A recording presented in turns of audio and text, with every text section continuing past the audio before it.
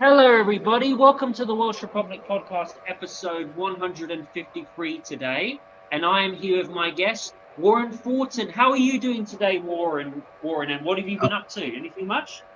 Yeah, absolutely. Thank you very much for having me on the show. Yeah, today we've been looking into the attempted assassination, of course, of Robert Fico, the president of Slovakia. So that's our big story that we're chasing up today. What else have you been up to today, Warren? You gone out, done anything fun? Apart from just obviously do your journalist work that that you do. It pretty much keeps me on the hop. So I'm sort of like up at 8 o'clock in the morning, talking to our various sources around the world, finding out what's happening on stories, and then breaking them, because we have quite a reputation at the front line and at warrenthornton.com for breaking new news stories. So like the Nazi in the Canadian Parliament was one of ours, and various others that we've done as well. Which you were very famous, well known for. Which you were arrested, for like literally exposing the story of the neo-Nazi was things 92 years old, and that's just crazy that you were arrested for that, man. You should be getting praised, for calling out the Canadian government for hiding a neo-Nazi in their parliament. That's just unbelievable. It was a very strange story around it, because I got in contact and we found out the Nazi in question, who was got the standing ovation in the Canadian Parliament, was a gentleman called Jaroslav Hunka. Now, I got hold of my source in Whitehall, and we did some digging into his background. And of course, he was in the Waffen-SS Galatians division, and carried out all sorts of horrible war crimes. We also found out that he was actually a prisoner of war in Great Britain at one point. Oh, wow, really? Wow. What was he doing? How come he was a prisoner in Great Britain? What was that about? Yeah, they were transferred over, and he spent 18 months in a British prison, and then he managed to get his way out to Canada. And we were investigating the story of the war crimes that his unit carried out, and we were investigating him, and then we found his son. He had a son called Martin Hunker, and he was he was the chief financial officer for one of the biggest mining corporations in Canada, and he lived in the same area as the Speaker of the Canadian House, Rota, and he actually gave huge amounts of money through the mining corporation into Rota's political campaign. So he helped fund Rota. That was the son of the Nazi, and of course Rota stood up in the Speaker of the House, stood up, gave this speech, and the speech was written by Trudeau's personal speechwriter. So not only did the Speaker of the Canadian House know he was a Nazi before he got the standing ovation, so did Freeland, so did Gould, and so did Justin Trudeau. Warren, when I heard about you exposing that story to the world about how the Canadian president, like the Canadian prime minister, was obviously knowing what was going on, he said, he went on the podium and he basically said, we didn't know that we got a neo-Nazi on, which in fact is a lie. He did know, because he's a globalist and just a piece of trash. But to hear you getting arrested for pointing that story out to the world, you should be getting praised for that. You should, a guy like you, who's a veteran, for his own country, should not be getting arrested for that. That is absolutely ridiculous. I mean, especially with the police to be coming over those police officers who did that should be absolutely ashamed of themselves, and all the taxpayers' money go to, they should be, saluting you, saying thank you for your work. You should get a medal for that, man. That's okay, so going back to that, Warren, when you had the police come over to your place, how did it make you feel? Did they really question you a lot? Did you question, did they let you off the hook early? And tell me, what is the connection of Canada and the neo-Nazi history behind that? Because a lot of people say that the neo-Nazis went escaped to Argentina or whatever. So tell me your thoughts. Hello? Oh, sorry, ladies and gentlemen. I think we've lost, Warren. Bad connection. Hello? Hello? Sorry, mate. Well, Warren, can you hear me? The connection went off. Yeah, like I was saying, Warren, the message. Go ahead. Yeah, very, very simply. So, with the arrest, it was very, very simple. They came to question me.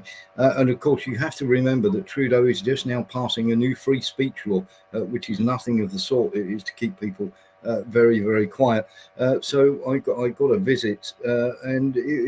First of all, it was, we'd like to ask you some questions. Would you like to come with us? I said, not really. I'm in the middle of a live show. And then, of course, I was arrested. I was taken away for questioning. And they tried to do me for something called malinformation. Now, disinformation is when you know it not to be true and you broadcast it. Misinformation is when you don't know it's not true and you still broadcast it. But malinformation is when you are in the public eye. They don't want the public to know it and they want to keep it in the private eye. So you're actually telling the truth. But they don't want it as public knowledge. So that was quite funny.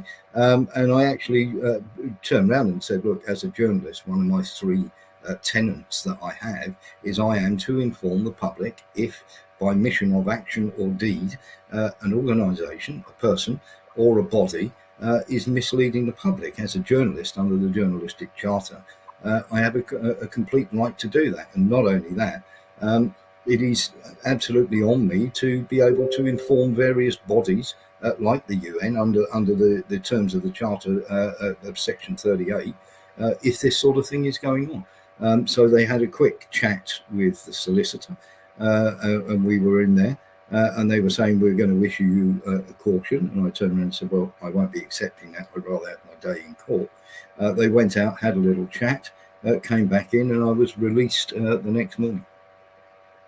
Oh, that's absolutely outrageous. I can't believe that, man, for a veteran to be treated like...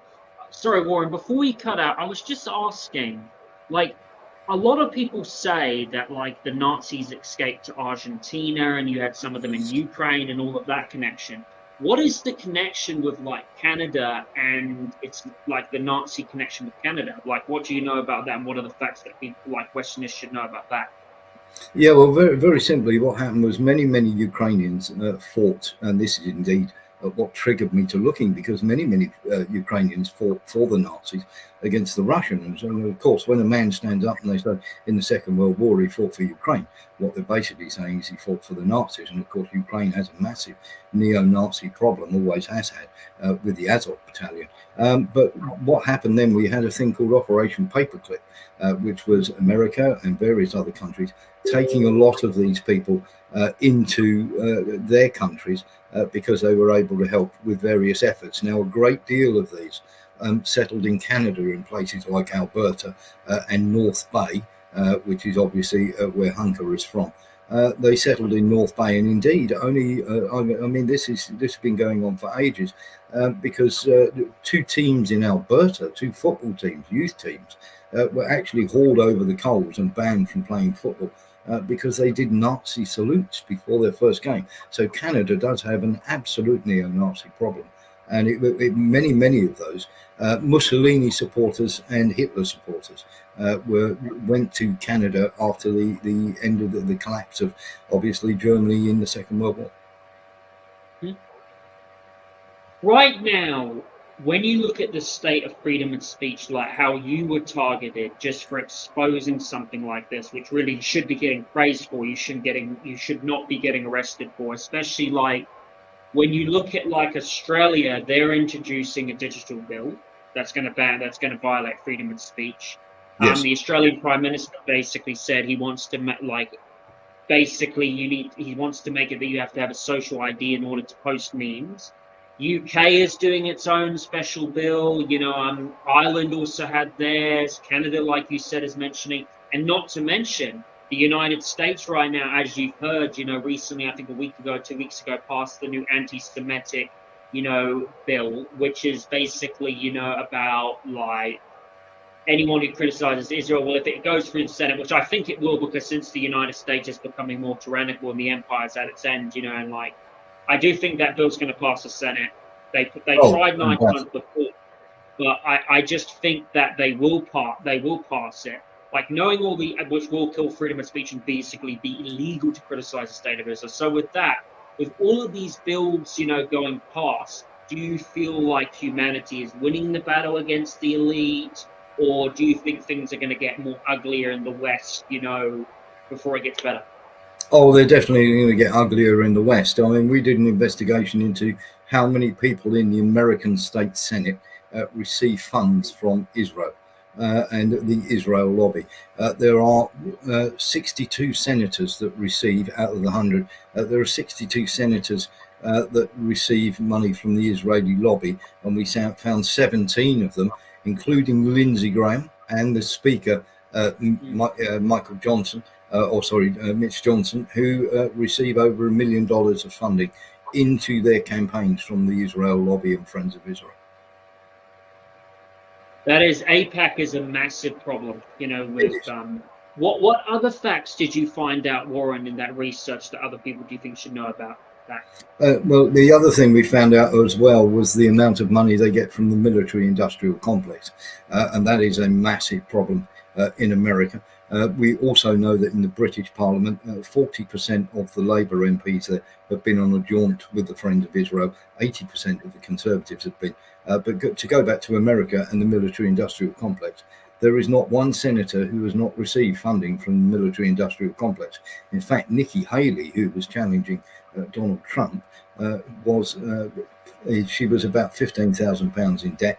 Suddenly, over the course of 3 or 4 years, she managed to receive a $5 million mansion, and she managed to have $15 million in her bank account. And indeed, her husband is a contractor, a defense military contractor. And the worst thing about this, of all things, is that these people who are receiving money from the military-industrial complex, which sends out weapons that kill children and kill civilians, they then actually not only do they get that money from them, they also buy shares in those military companies when they vote for finances to be spent on that military-industrial complex, like Boeing and Lockheed Martin.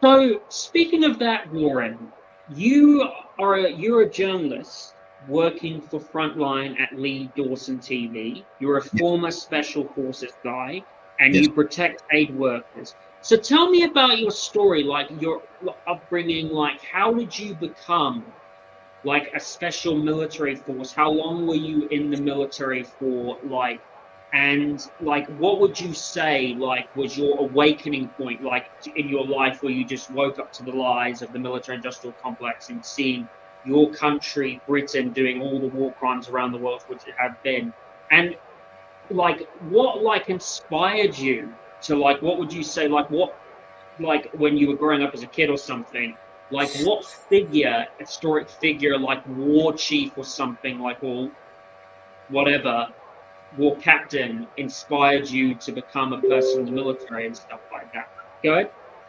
I mean, when I was a youngster, so I wasn't inspired to join the military, but I do have some inspirations, and I'll talk about them afterwards. And what I had was, I wanted to learn to drive a lorry, would you believe? So I didn't have a great deal of money, so the easiest way to do it, and probably the stupidest, was to join the military and join the Royal Corps of Transport. Now, I did that because I wanted to get a lorry license. The idea was to do a few years and then come out. And of course, whilst I was there, I didn't know I had this talent, but I passed my basic training. We went off to a place called RAF Leconfield, which is near Hull. And halfway through my driver training, I was called into the commandant's office. I thought I'd done something wrong, and they said, "Pack your gear. Anybody who can shoot like you can is not driving a lorry for a living." So they took me away and taught me to be a sniper. And then, of course, the Falklands happened in '82, so we saw action there. And my sort of awakening came towards the end of my army career. I left the army after 6 years because I wasn't happy with them wanting to do various things against soft targets. So I was against that, and I took myself off. I was approached by someone who turned around and said, "Well, we do protection for aid workers in war-torn countries. Would you be interested?" So for the next 7 or 8 years, I did that, and of course, you bump into military attaches, people who are attached to embassies who are not quite what they seem. You get to meet independent journalists, you get to meet aid workers. So, of course, the contacts we were able to get through that was quite amazing. But my greatest inspiration, because very quickly you learn that the only three sets of people that win wars are arms dealers, bankers, and politicians. Everybody else loses. My greatest inspiration was a war photographer called Don McCullin, who during the Vietnam War, of course, everybody was saying how in America how swimmingly it was going. And of course, Don McCullin's pictures were hitting the breakfast tables, telling a completely different story. And for me, that gentleman, and he, eventually the Daily Express finished his contract because he kept going into war zones, taking photographs and showing people what was going on. So for me, he was the greatest inspiration, because his photographs hitting the breakfast table probably did more to stop the Vietnam War than anything else. What photo would you say out of all the photos he took was the one that was the most, like, the one that spoke to you the most, that brings the tragedy of war and all that? There's one which is taken just outside of a place called Hue in Vietnam, and it's of an American soldier, and it's a very famous photograph. And of course, he's taken many famous photographs. But you can see this American soldier, and he has what we call in the military 1,000-yard stare on, and he is completely mentally. You can see it in his face. He's completely mentally gone. And it brought when you look into the face, and it's one of those where you look at it for 5 seconds. And it doesn't really do anything for you. Look at it for 10 or 15 seconds, and you start to see the haunted look in this guy's face. That, for me, told you everything you needed to know about wars and the people that fight in them. Mm-hmm. So you being an aid worker who has helped out aid workers around the world, so in your experience, like going to like aid workers to look after aid workers in war-torn countries, tell me about your experience. Like, what countries and what wars have you gone to, like, to help out aid workers in? And what would you say was your most scary, like the most scariest experience you ever had in any of these war-torn countries? Like one experience which really, just really gets to you, really scares you. Well, the African ones, of course, going to various countries in Africa, but I think the two that really stand out are probably El Salvador and how the Americans and the CIA were running around in there. Some of the things I saw in El Salvador was quite dreadful, and thankfully they've got a decent guy in charge now called Bukele, who I'm very impressed with. The probably I would say the worst was Panama. When you're looking back in, and obviously you're looking at people called dingbats. We hear this term dingbats, don't we? But they were called dignity battalions, and literally anybody who disagreed with their policies, they would go out in the middle of the night and they would beat the living tar out of people. And it was quite disgraceful. And of course, we had the death of some aid workers out there. I wasn't on duty at the time, which I always feel is probably my worst moment, because I'd actually gone home for 6 weeks. And during that time, I would have stopped them going into that area. They got hold of 3 ladies, aid workers. They raped them, they killed them, they beat them, and then they buried them. Did you ever go to the Middle East, like Syria or Palestine before, or no? No, I didn't. I never got to Syria in the Middle East. Really, the places that were hotbeds when I was doing it was Central America and, of course, Africa. And Sierra Leone stands out as one of the places that were terrible. Some of the stuff that was going on in the Congo. And it is very much along those lines. This is why I couldn't believe what happened with the Slovakian Prime Minister, where they managed to get 5 shots. I mean, anybody worth their salt on close protection would not have allowed that to happen.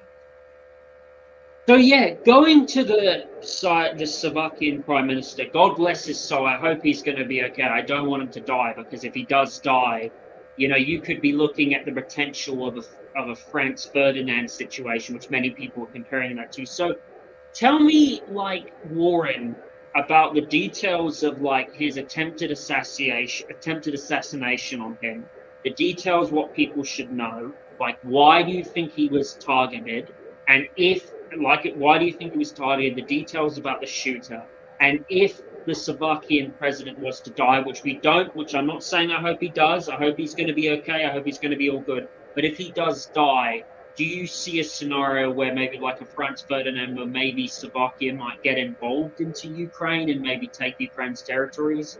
And so go ahead. So when you look at it, obviously Fico was shot by a guy called Juraj Cintula. Now, it's very, very important that you remember that in Cintula's arrest, and lots of people are saying it's the WHO, because only 4 days ago he said he wouldn't sign the treaty, and that the pandemic was a disgrace, and of course the jabs were just killing people. He was very anti-Ukraine, he was very anti-NATO, and didn't want to send weapons. But something that's really important, when he was put against the wall, when he was basically arrested and held, he did he let go a very telling statement that everybody needs to be aware of. Now, we said, well, they were banning, he was going to destroy media, and he mentioned a TV station called RTVS. Now, it is well known, or not so well known, that George Soros owns 85% of the media in the Balkans and the Caucasus, and indeed this RTVS was going to be thrown out. Now, you have to remember that George Soros got rid of Fico as president in 2018 when he started once again, as they usually do. They start a protest, then it becomes a violent protest, then people die, and then suddenly people are removed from office, and the CIA and George Soros get what they want. And the same thing is happening in Serbia, where the money is poured in by the CIA or Soros into these non-government organizations. And what they then do is they then organize protests, which then become riots. Then people start to die. And of course, eventually they overthrow the government. Now, it's really important to remember that what's happening in Serbia at the moment, the Serbian people, if you can believe this, and many of the people that have been arrested are found to be Americans, Germans, Czechs, Lithuanians, not Serbian people at all. And when you look at, you're looking at Slovakia, you're looking at Slovenia, you're looking at all these bills that are going on, and this is happening in Serbia. It's also happening in various other countries as well, like Slovenia, and there are many, many Eastern countries that this is happening in the Balkans. And so we have these people that are being arrested. You're finding that they're actually funded by these non-government organizations. Now, I was saying Serbia, but I'm talking about, what's going on at the moment in various Eastern European countries. You're looking at a bunch of people that are rioting because they want the non-government organizations to not reveal where they get their money from. Can you believe that? They're not rioting over COVID. They're not rioting over the cost of living. They're not rioting because they don't want to go to war. These so-called people that they say are, indigenous populations of these Eastern European countries are rioting because they don't want non-government organizations to have to reveal where they get their money from. It's so stupid you couldn't believe it. What are the details about the shooter that people should know about? He was a member of the Progressive Party. He was 71 years of age. His name was Juraj Cintula. He was most worried about the fact that they were going to shut down his main media station. I mean, he came out with a couple of other things as well. But when you mention a TV station by name, which he did, RTVS, and of course Soros has pumped tons and tons of money into that, and of course you have to remember again that Soros had Fico removed in 2018 by the same process of riots and all the rest of it. And you look at Soros's control in that region. There are many. They've even left. Soros has even left Hungary now because they made quite a few of his various, shall we say, media outlets there illegal. And they are just used to foment tyranny and get whichever government he wants in there. So although people will look at the USA, they will look at NATO, they'll look at the WHO, they should be looking in the direction. On this particular instance, they should be looking in the direction of George Soros. So as I understand, you're someone who has a lot of access to intel. Like, what intel, do you know, that other people are not aware with the whole Slovakia situation, with what's going on right now? Well, we're very, very lucky because of what we myself and my co-host Lee used to do. Lee was very much part of the English government and got to know various people in the government. He stood for Parliament a couple of times, and myself, of course.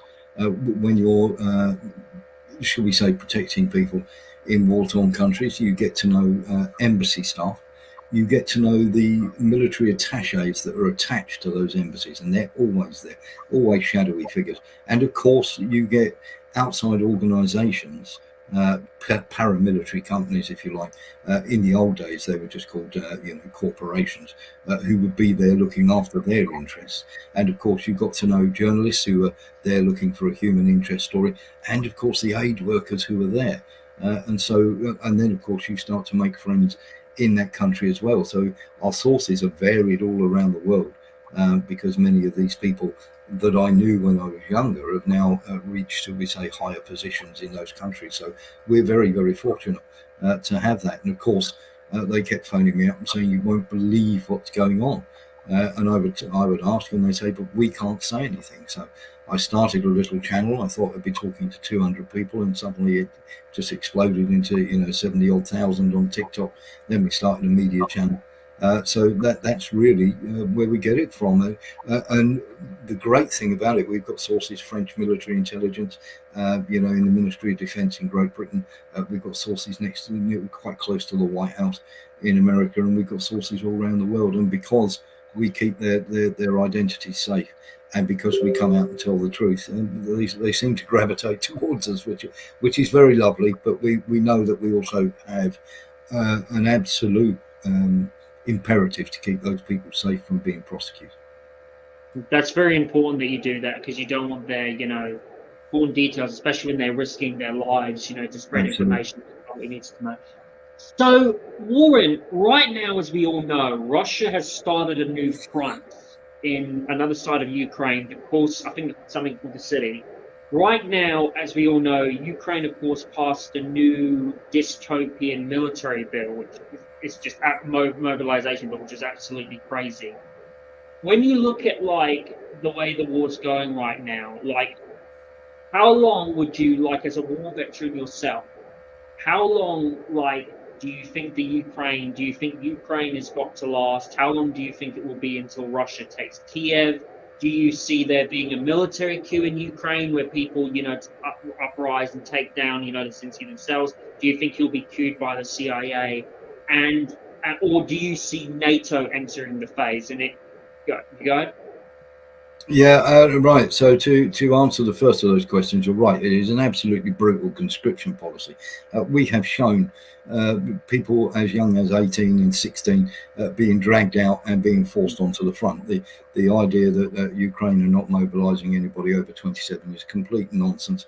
We've even shown videos from our sources in Kiev, from people who are Ukrainian, showing in school playgrounds on AstroTurf, where they're taking these kids out, giving them all a handgun at the age of 14 and teaching them to defend Kiev. There is a lot of misconception about what Putin wants, and we have various people. There are two things that are achievable with his SMO, which he will do. He will want the 8 oblasts, which are the Russian-speaking oblasts in the eastern part of Ukraine, and he will want Odessa. That's the land taken care of. Any more than that, or going towards Kiev, is not on Putin's game plan, because they are well aware of what happened in America, and if they were then to go into other parts of Ukraine that aren't sympathetic to Russia, very, very simply, he will have another Vietnam on his hands, and he doesn't want that. Putin's a much cleverer politician. He's not going to go into Germany. He's not going to go into France. He's not going into Poland. But what he will do is use spheres of influence where he can. Now, the West was absolutely crazy to start this war. 2014, of course, Ukraine overthrown the democratically elected government, Victoria Nuland, with the help of the National Endowment for Democracy. Again, the same thing happened as is happening in many Eastern European countries now. First of all, there was protests. Then there was violent protests. Then they got outside influences to start shooting people, so that people took, and they picked up weapons from the US Embassy to be able to do this. Now, Victoria Nuland, who was the Under Secretary of State, was out there handing out loaves of bread and soup. It's quite crazy how that went on. And of course, the UN and the EU played a big part in that, because the UN said, could you bring the elections forward? Obviously, they turned around and said, yes, we will, to try and quell the violence. And then the EU asked the then democratically elected government of Ukraine to step down the police to stop any violence. Well, of course, the moment that happened, the absolute lunatics of the Azov stormed the building, and of course, all the parliament fled. So then they took over. Then they started systematically killing people in the Donbass, these neo-Nazi lunatics called the Azovs. And they were killing people. It's well documented. We've documented it tons and tons. And in fact, I lost a fellow aid worker, a guy called Laurent, who worked for the Red Cross, and he was actually killed by a cluster munition. And we were actually there. We actually Zugrez Beach is not well known, but there's a thing called the Alley of the Angels in the Donbass. And Zugrez Beach was the Ukrainians waiting until these ethnic Russians had got their trunks on. It was a holiday. They all went down to the beach, and then they went and cluster bombed the beach, killing many children and many civilians. And that was just one of many, many war crimes. And in the end, very simply, Russia said, we're going to put a stop to this. Now, you have to remember that in 1990, and I've got the documented evidence to show it, that Edward Shevardnadze, Baker of America, and Mikhail Gorbachev actually came to an agreement, and it's written down, that should a unified Germany be allowed to join NATO, NATO would not advance 1 inch further east. And of course, since that's happened, NATO have moved into 14 countries, many of them bordering Russia. Right now, as people are saying, so what do you think will happen to Lazinski, after you think Russia has won the war? Do you think he's going to be killed by the CIA, or do you think he's going to be killed somehow? And what do you think the future of Western Ukraine is going to be like once Russia wins this war and once it's over? When Russia win the war, and it's not if Russia win the war, will NATO get involved? They want the Eastern European countries to get involved. They don't want to send troops themselves. What you have to remember is when you look at the British military, they've got about the fighting force of about 73,000 actual army soldiers. Now, only about 40,000 of them are actually of any use when it comes to a battle. And you have to remember that the Russians, inside 8 months, killed 120,000 Ukrainians in Bakhmut alone. So the British army, the French army, the German army wouldn't last too long. They certainly don't want to get involved in this. They'll make lots of nice noises. They'll send lots of what they call military advisors, which is what happened in Vietnam before they started the war. But they're desperate to get another war going, but they want Poland, Lithuania, Moldova, everybody else to fight it for them. The Western countries certainly don't want to send troops in, and Biden's got no chance or no, shall we say, will to do that until after the election.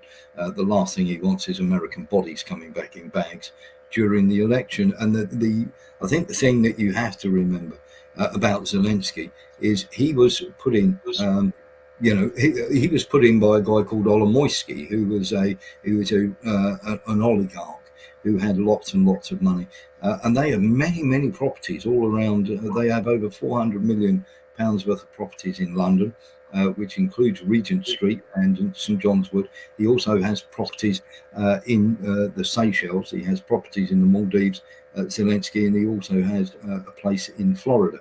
Now, these are all through various dummy companies and everything else. But we have to remember, when you sort of look at Zelensky, when Zelensky has passed his sell-by date, he will meet with an accident. You only have to look at the peace plan that was put forward and agreed by Zelensky in 2022 until Boris Johnson went over at the behest of the Americans and said, no, you're not signing a peace plan.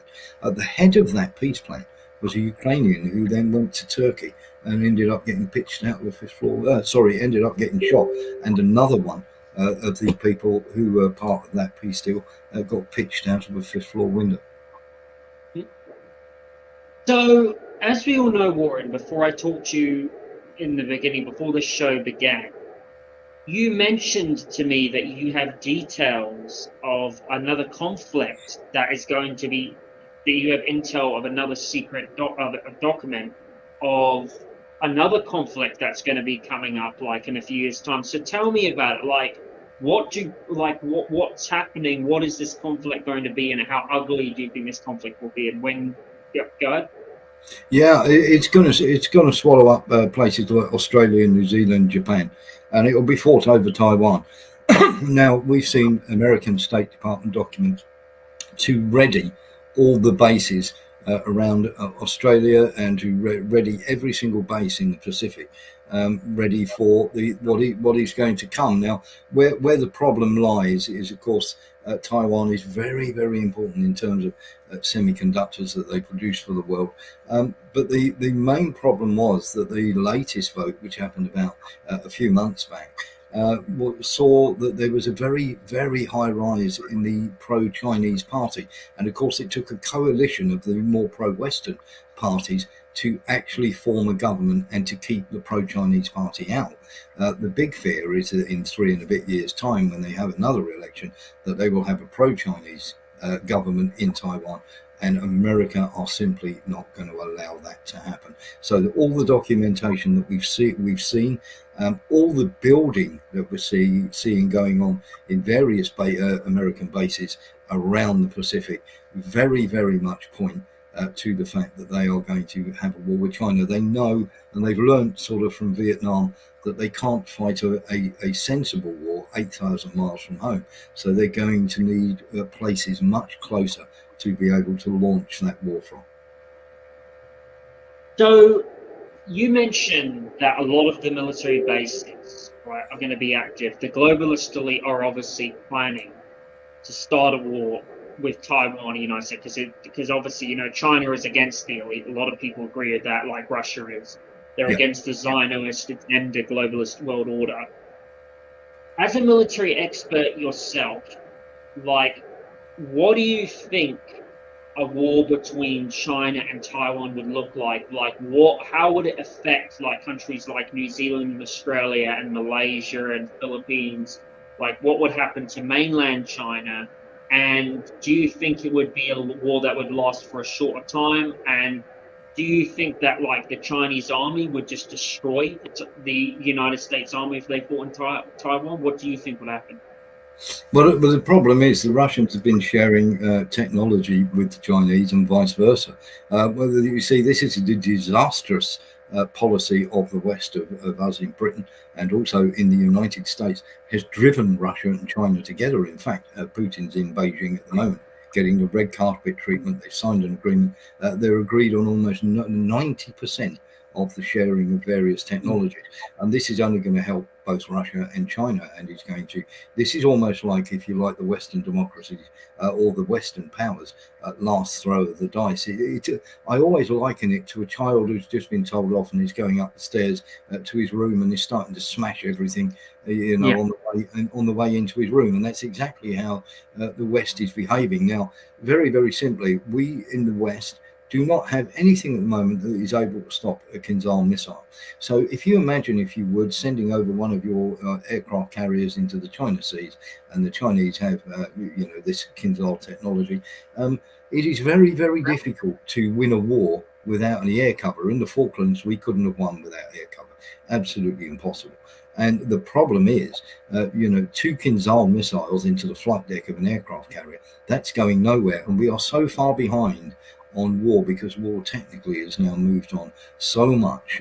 As you're seeing, tanks get absolutely ruined on the front line in Ukraine because of the drone technology and also the missile technology that the Russians have. The Bradleys, the Churchills, you name it, the Abrams tanks, which have now been withdrawn from the front line, by the way, because it's going to damage sales, because the Churchills, the Challengers and the Abrams have been blown up so often. Mm-hmm. So, like, going back to mention, if there's a war between China and United States and Taiwan, who do you think is most likely going to win? And how ugly? Go ahead, like I mentioned. I can see, first of all, New Zealand, Philippines, Australia being dragged in because, like Russians have promised, if you strike from any other countries, they're going to be reviewed as legitimate targets. We need to learn from history. Russia do wars of attrition, so do China. China will just keep going. They've got the numbers, so have the Russians. We have to remember, because there's a lot of gung-ho nonsense spoken. Remember that 20% of the German army was killed by Britain and the USA and everybody else fighting against them. 80% of them were killed by the Russians.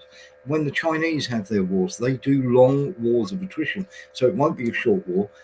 Many people will die on both sides of the conflict, and all for nothing. But it won't, for the WEF, of course, this the World Economic Forum and the bankers, of course, they always win, because a depopulation event like that would suit them down to the ground, wouldn't it?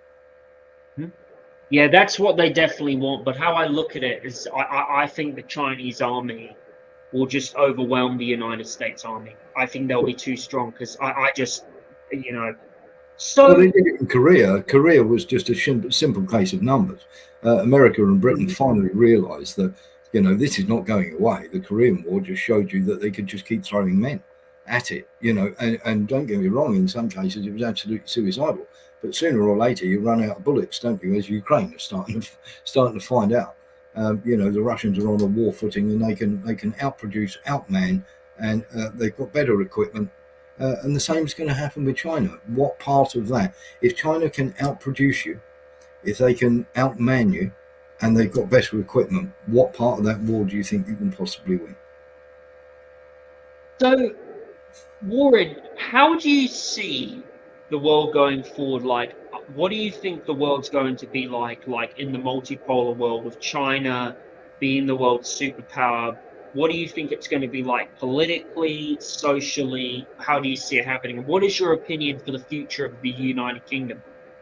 The future of the United Kingdom is very, very bleak.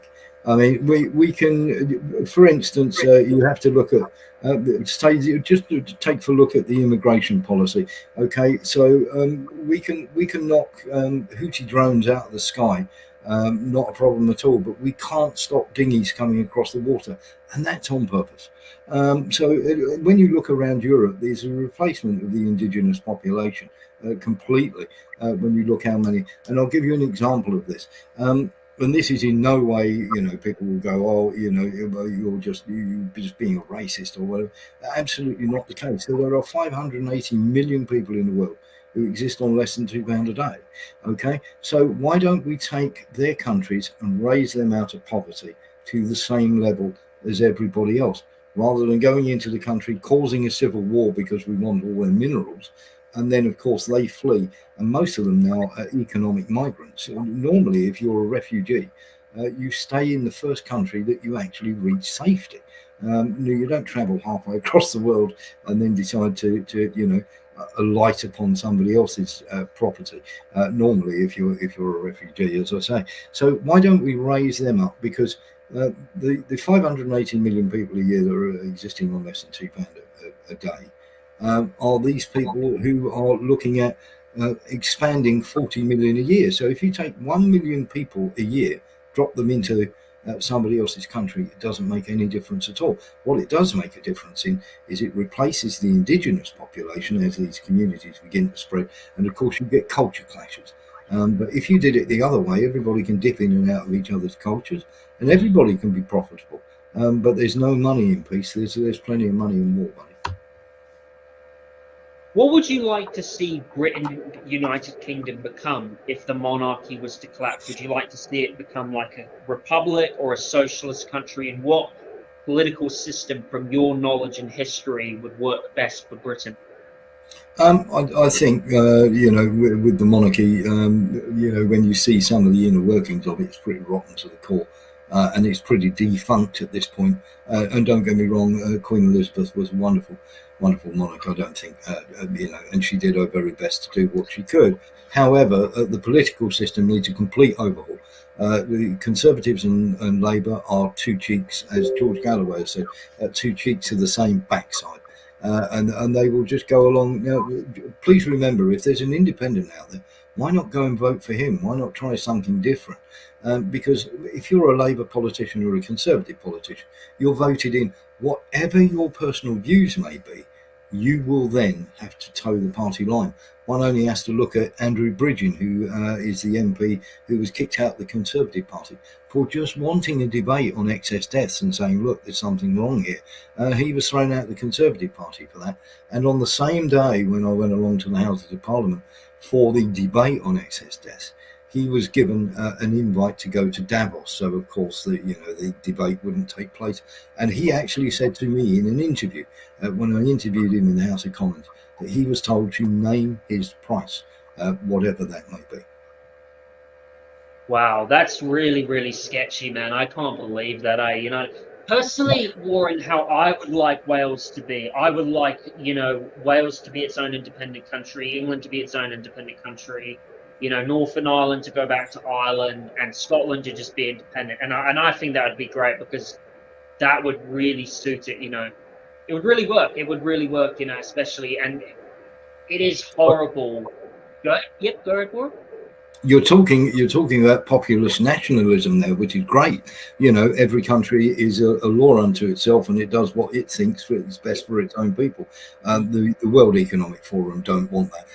You've only got to look at the young global leaders that they have installed in countries. So you look at Millet, who we called out the moment he's been a WEF boy for 20 years at the World Economic Forum. Sunak, Starmer, who, when he was asked did he prefer Great Britain or Davos, turned around and said, well, I can do business in Davos.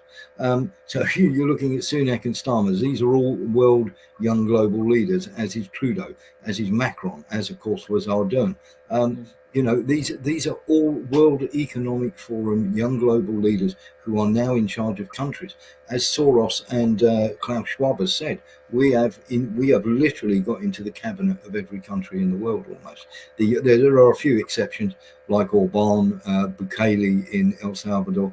You're looking at Orban. They've just tried to murder the Slovakian one, Putin, Xi Jinping, and a few others. But should we say 90% of them are all on board on the World Economic Forum train. So you say you're going to be going to America this year for the elections, which Yes. sounds like it's going to be, because America's elections, it doesn't really matter who wins, knowing the country's controlled, whether it's Trump, whether it's Biden. Warren, Yes. right now, there has been a lot of conspiracy theorists, and a lot of people are like, okay, so as a war expert yourself, I'll just mention this. So a lot of people have been going on about saying, we all know the American empire is on its last legs. It's becoming more tyrannical. It's financially losing its grip. The globalist kingdom's collapsing. The WEF's collapsing, all of that, which is a good thing. And humanity is winning slowly. So you're going to be going, so what is your prediction for the election this year? Do you feel they're going to let Donald Trump win? Or do you think that, and look, I'm not a fan of him. You're not a fan of him too, but knowing he's got a big fan base, he's like a god figure in America. There's no denying that. And do you think do you see a scenario of Donald Trump getting assassinated, or something like 2020 happens again? And do you see a scenario of another January 6th event happening again, and there being a Maidan? And if there is, how do you think, with what I've mentioned there with those events, how do you think the Civil War in America is going to start? What event will trigger it? How it will happen? And out of any great empire collapse in history, what do you think the American Civil War will look like out of any in history? Go ahead, like I mentioned. I think there's a lot of more person. Go ahead. Yeah, I think there's a lot of flaws with Trump. I think Trump is the best of a bad bunch, if you like. I think Biden is in an absolute. Biden doesn't run the country. I think Obama is running the country. Is he quite clear when he turned up? He turned up at the UK Downing Street to talk to Sunak and Cameron, and of course, then very quickly after that, all sorts of things started happening. A couple of days after that, we had the Moscow City Hall crocus fire, didn't we, just 3 days after Obama visited David Cameron? Anybody who doesn't think that's connected needs a head read. The thing that I have a problem with, we're going over in October to cover the elections in November for the simple fact that whoever wins, is going to be a kickoff, isn't it? If Trump loses, there's going to be all sorts of calls of election interference, because there's no way, if Trump runs, he wins. He's that popular compared to Biden. And of course, there will be election interference, mail-in ballots, fraud, all sorts of things will be stated by Trump's people. And then, of course, that will cause all sorts of insurrections and riots or whatever you like. And of course, that then will lead to that sort of civil war. If Trump is allowed to run, and that's a big if, then of course we will have the Democrats will make absolutely certain, and people like the Soroses and the World Economic Forum will pump money into Democrat cities to go and riot and sort of set America alight. So either way, there's going to be that, as you were saying, a sort of civil war that's going to come out of that. The other thing that you have to remember with Trump, and you were talking about him getting assassinated, well, they've tried a few things. First of all, they've tried to get him, and the FBI have tried to stitch him up, and everybody's been able to see that they put classified on the top of things like, all sorts of documents that aren't classified at all. So the FBI have been complicit in this. Twitter were complicit in before Musk took over, and I'm not a fan of Musk either. But before Musk took over, Twitter were implicit in trying to jail Trump. There's the Russiagate thing and everything else. Neatly sidestepping the fact that Biden has got all sorts of money invested in Burisma and the biolabs in Ukraine. But the problem that we have, isn't it, is if Trump runs, he wins. So they can't let him run. So they, first of all, they had to try and impeach him. Then they tried to put him in jail through his finances, which doesn't look like that's going to work. Then, of course, they tried to attack his money by getting, obviously, that woman, I'm trying to think of her name, but apparently he touched her up sort of 30 years ago, but she can't remember where it was, in what, when it was, what time of day it was, what month it was, or even what year it was. But they still found him guilty, even though there was no evidence, and he was forced to pay a whole lot of money. And the idea there was to stop him running or having enough funds to run as president. And of course, now they've got the Stormy Daniels. Sorry, Warren, I didn't put my question properly, but as a war veteran yourself, so let's say this: you're writing a fan fiction, right? If a civil war in America happens, what do you think it's going to look like? Like, what do you think it's going to be the sides? Do you think we're going to see like a Texas force army, or like a California side, or like, and then versus the federal government? Like, and what historic civil war, from your knowledge of war, what war do you think it's going to look like? Do you think it's going to look like a French Revolution, a Liberian War, Civil War? What do you think it's going to look like? And how do you think it's going to end? Do you think it will end with America splitting, or America just becoming a third world dump where the globalists just ditch it, just leave it behind, just like how the rich oligarchs left the Roman Empire when it collapsed?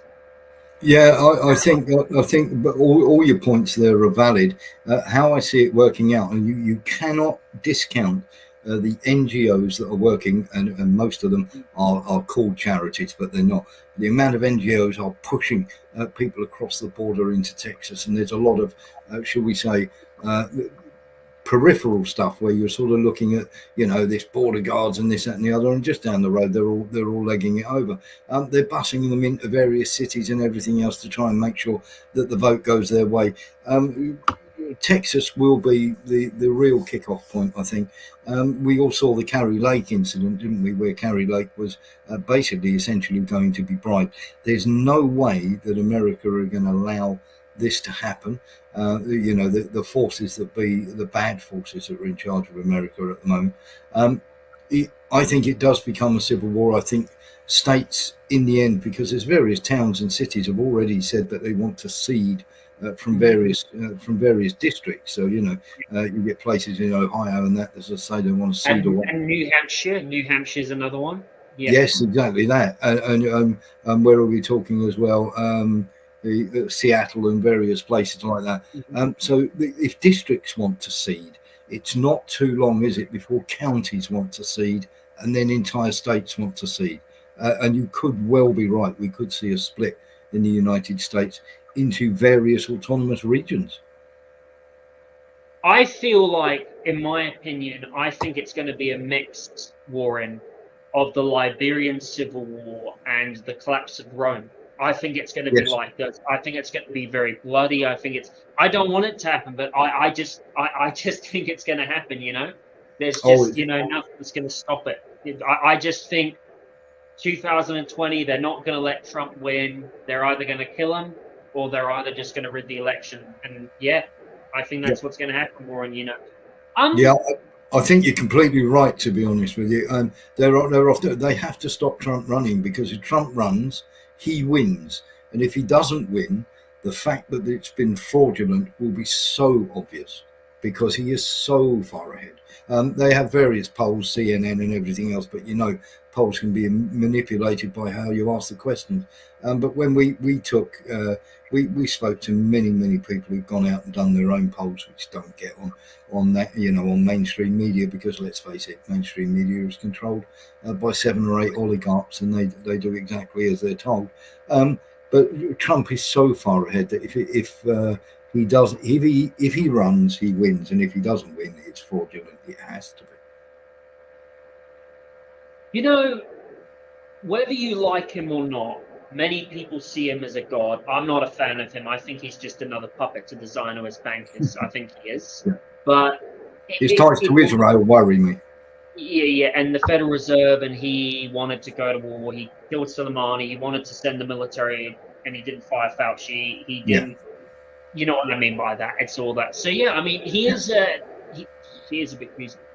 Warren, I just also wanted to ask you, speaking of that, what do you think the future of Palestine holds, and what do you think is the future of Israel? Like, do you see the state of Israel lasting in the next 10 years, and do you see the Palestinians being liberated, or no?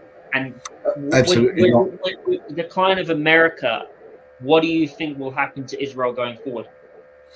Israel will carry on as being its own state, because it's literally a Zionist entity, and the people who prop it up and the people who look after it are everywhere. They're in the media. They're in most governments. They've infected most governments as well around the world. I can't see it is dreadfully, desperately sad. I can't see a future for the Palestine people. I think they're going to wipe them out. I think they'll become almost nomadic. For instance, Rafah was meant to be the safe haven, wasn't it? That Israel said, go there, and of course, nothing will happen to you. And of course, they bombed the living daylights out of it. And then, of course, they bombed the TV towers and the radio masts, so that people in the outside world can't see what's going on. But we all know what's going on. There's a genocide going on.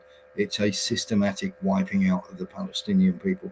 And the problem is, Israel can't manage it, because it's going to it might manage in wiping out the Palestinian people, but the Middle East now that's just going to make them, they are so unpopular around the world. It's incredible. And of course, we've got our police forces going out and battering anybody who dares to take part in peaceful protests, unlike when we had the BLM riots, where, of course, mostly peaceful protests, and of course, everything's on fire behind you, move along, nothing to see here. It's like something out of a Leslie Nielsen Naked Gun movie. Like a British comedy or so. Oh, yeah, let from Naked Gun. Yeah, that's a great movie, that is. Nothing to see here, move along, and everything's on fire behind you. Yeah, it is pretty troubling times, and I do think that AIPAC, one thing we can all agree, I do think that AIPAC, the Israel lobby, needs to be shut down. Enough of that. That needs to be registered as a foreign agent, especially, knowing the fact of, because a lot of the evidence, because I was reading some evidence that found out that John F. Kennedy wanted Israel AIPAC to register as a foreign entity, and then he got killed because of that, John F. Kennedy. Yes. One of the reasons, especially he wanted to reserve. And the Balkans, people are being killed because, and people are rioting because NGOs have to reveal who they are. So it's pretty much the same scenario playing out. Yeah. But the thing is, of Americans, they're not like Chinese the thing is, of a lot of Americans, not all Americans, there's a lot of good Americans. America, the only way I see it surviving, Warren, it needs a change. It needs a Yes. change, and maybe it has to collapse. Maybe because, like, when I had Alexander Dugan come on my show, you've probably Yeah. spoken to Alexander Dugan. He's I have, yeah, very, very clever man. very knowledgeable. Of course, Yes. there's some things I won't agree with on. We'll have disagreements, of course, everything. But Yes. he was mentioning to me how the West is kind of in two civil wars, and I feel this goes back to the fact that America is like the end of the Roman Empire. The liberal and the globalist elite are coming to an end, and I just think humanity's going to win. I just think the BRICS nations, I think Russia's going to win, and I think the WEF, they're going to collapse. I think the Rothschilds are done.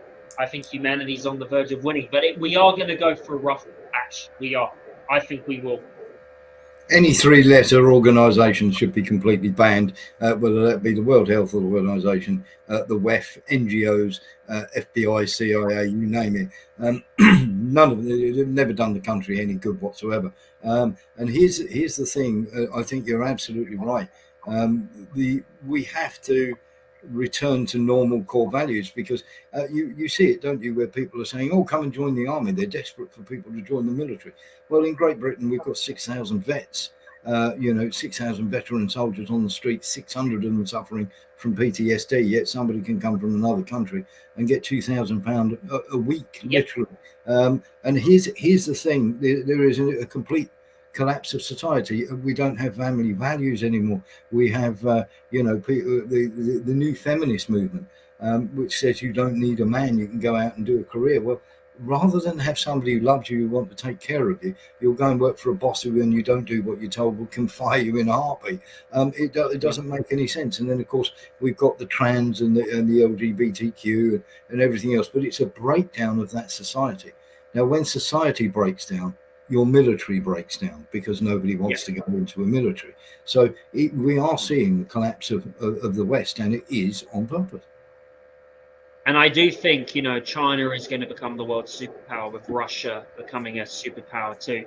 But Warren, I was just mentioning, when you look at Western Europe right now and America, what timeline do you think it really reminds you of? Do you think it really reminds you of, the Weimar Republic? And what is your thoughts on the rise of the far right? Because that's seeming to be happening in the Western Europe, especially when you look at Netherlands and Portugal electing a far right president.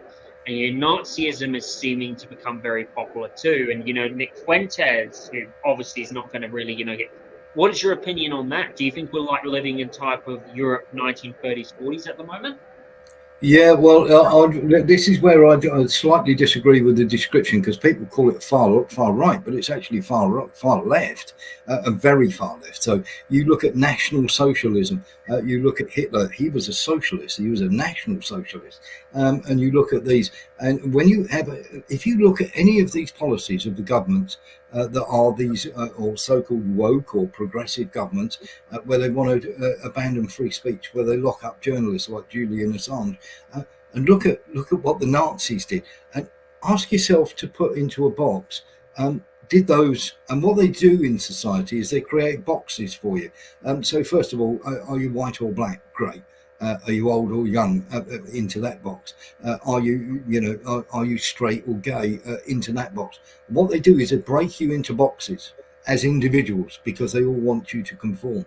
So you have to go into that box. So you're a black, gay, middle-aged man who supports the Conservatives or whatever. So they put you in that box, and of course, once you're in that box, they can give that group a name, and then they can attack you.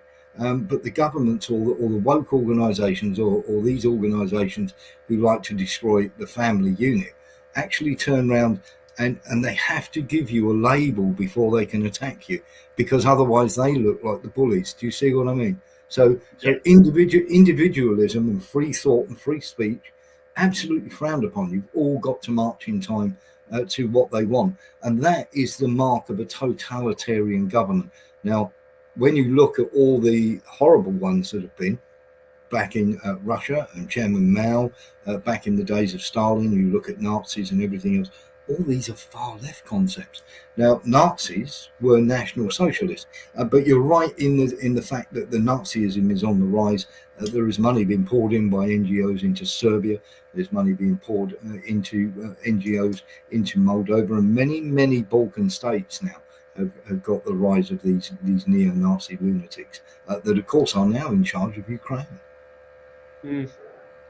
So, Warren, before we finish off the interview, is there anything else you would like to say to the audience? Well, first of all, I'd like you to thank you for having me on. I've watched a few of your podcasts and I enjoy them immensely because it's always thought-provoking. And this is the thing that I would say to the audience is question absolutely everything. Because you never know when something is staged, when something is right. Just because your government tells you it's so, remember that there's a great old TV show, a great show called a film called Network. And the wonderful thing was Peter Finch actually came out, and this was in 1976, and he turned around and he said, when the 12th largest corporation in the world owns the biggest propaganda machine in the world, we're all in a lot of trouble, because he said that tube will tell you what to think, what to eat, what to name your children, what to say, and how to say it. So if there's anything that I would ever say to people, question everything. It's a good thing. And 9 times out of 10, when they throw the word conspiracy theory out there, the conspiracy theorists are the people who turn around and tell you a vaccine is safe when it should be tested for 15 years, and 18 months later, suddenly it's out and it's the cure-all for everything. Don't ever trust your government. All they do is con you into voting for them, and that is something always to be taken into consideration. So, speaking of that, Warren, where can people find you? People can find me at the Frontline Army. You can find me at warrenthornton.com. It's a new website we're doing. You can find us on Rumble at the Frontline Army, and you can find me on Twitter on Warren Thornton 47373. You can find me on Patreon at The Real Truth 502, where we put all our shows on there. But please come along to warrenthornton.com, which is being launched on the 1st of next month, and you can see everything that we do will be on that one website.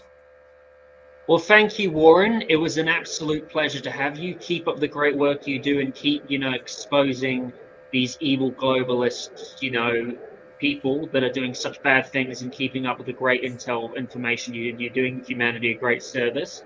And everybody, please, like Warren said, please go follow his YouTube account. Go subscribe to his YouTube account. Go follow him on Twitter. Go check out his new website. Go check out the work he's done. He's a very talented guy, very knowledgeable, full of so much wealth and knowledge. You can learn so much about him, especially from war history. So like I said, everybody, please remember, follow him. Go give him all the respect he deserves. And everybody, thanks for coming on. It was a pleasure having you. It was awesome. And I just want to say to everybody, thank you for joining the Welsh Republic Podcast, episode 153 today. Take care, everybody. And also, I'm praying, for the Slovakian Prime Minister. If you're watching this from Slovakia, pray for him. I hope he's going to be okay. I'm sure he's going to pull through. Stay strong, he will. And also, free Palestine. And take care, everybody. And also, go Slava Russia. Go Russia. And also, take care, everybody. Stay safe. Enjoy. Bye.